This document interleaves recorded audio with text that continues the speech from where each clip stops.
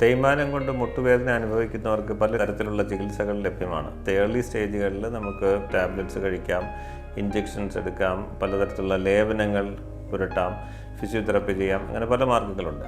എന്നാൽ ഒരു advance stage, വളരെ മോശമാകുന്ന ഒരു ഘട്ടത്തിൽ ഇതുപോലെയുള്ള ചികിത്സാവിധികൾക്കൊക്കെ താൽക്കാലികമായ ഒരു ശമനം മാത്രമേ കൊടുക്കാൻ സാധിക്കുകയുള്ളൂ.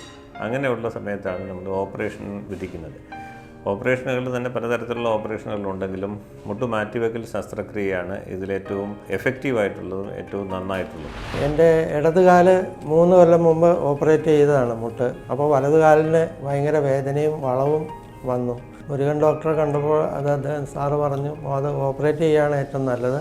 മറ്റേ ആശുപത്രിയിൽ കിടന്നപ്പോൾ ഒരുപാട് സമയം കിടക്കേണ്ടി വന്നു. 4 ദിവസം കൊണ്ട് എന്നെ ഡിസ്ചാർജ് ചെയ്യുകയും എന്നെ നടത്തിക്കുകയും ചെയ്തു. ഈ മാറ്റിവെക്കുക മാത്രമല്ല, അതിൻ്റെ സപ്പോർട്ട് കിട്ടാൻ വെയിറ്റ് കൂടുതലുകൊണ്ടും ഏജ് ഇത്ര കുറവാണ്.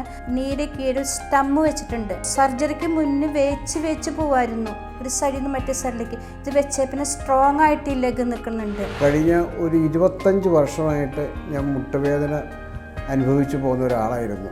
ഡോക്ടർ മുരുകൻ ബാബു സാറായിരുന്നു എൻ്റെ ഓപ്പറേഷൻ നടത്തിയത്.